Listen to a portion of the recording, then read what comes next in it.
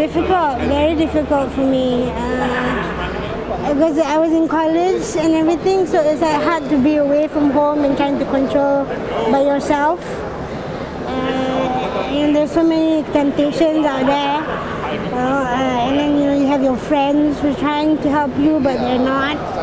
The cuts that you have to take, you can't eat this, can't eat that. It's lifestyle change. Once you get it, you have to change your lifestyle. Moving more, eating less, watch your sugar, check your eyes. The things you don't do on a normal basis. It's like I assume it would be easier for kids maybe because you allow your parents to watch over you. But as an adult, you think like, oh, never mind, I can do this myself.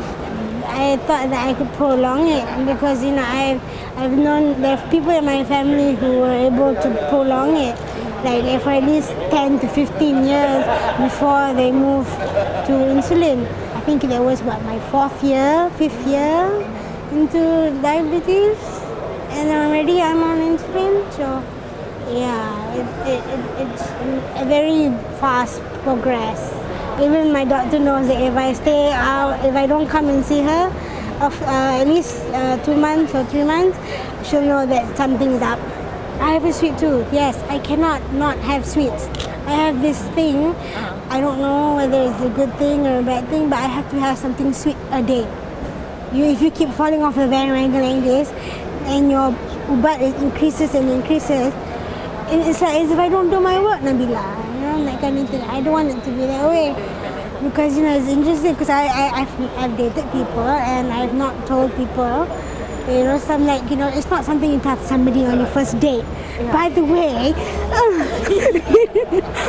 to not tell the person on the first date. But yeah, to find if nowadays, I hope that if people know about it, I'm more educated about it, then it won't be so weird. Okay, so I was diagnosed when I was 16. 16. It was my own suspicion because during it was the school holidays. So you're sitting at home, so you kind of like realize what you're doing. So I kind of like realized how come I'm always so thirsty? How come I'm going to the toilet more often? Because I'm used to going like twice. And then 3 times was already fishy, 4 times fishier. Since I knew that my mom had diabetes and those were the symptoms, feeling thirsty, going to the toilet more often. So I told my dad, I said I wanted to check. So then he got out the old glucometer, my mom's old glucometer, and we checked it at home. So my reading then was 16 point something. And yeah, I burst into tears. I knew my mom had it. I knew my family, it was very strong in my family. And my first thought was, how did I let it happen to me? I kind of that sense of security you have in your childhood where you think it's still too soon, it's still too early. I mean, you're still enjoying yourself. So whatever habits she had cultivated in the last few years of her life, it kind of gone away already. We were enjoying ourselves. It was at the back of our minds. We weren't thinking about it. Obviously, I mean, how would I be expecting to be diabetic at 16? I didn't. The biggest feeling was that I knew that it was lifelong, so there was no way out.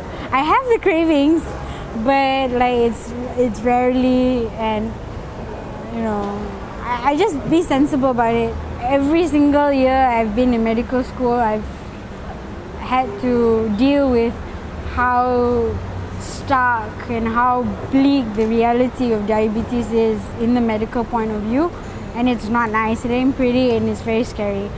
So I've had my own anxiety because of it. The hardest thing is getting it young.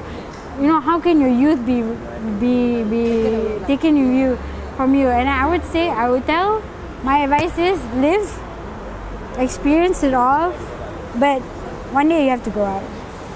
This happened in 2007.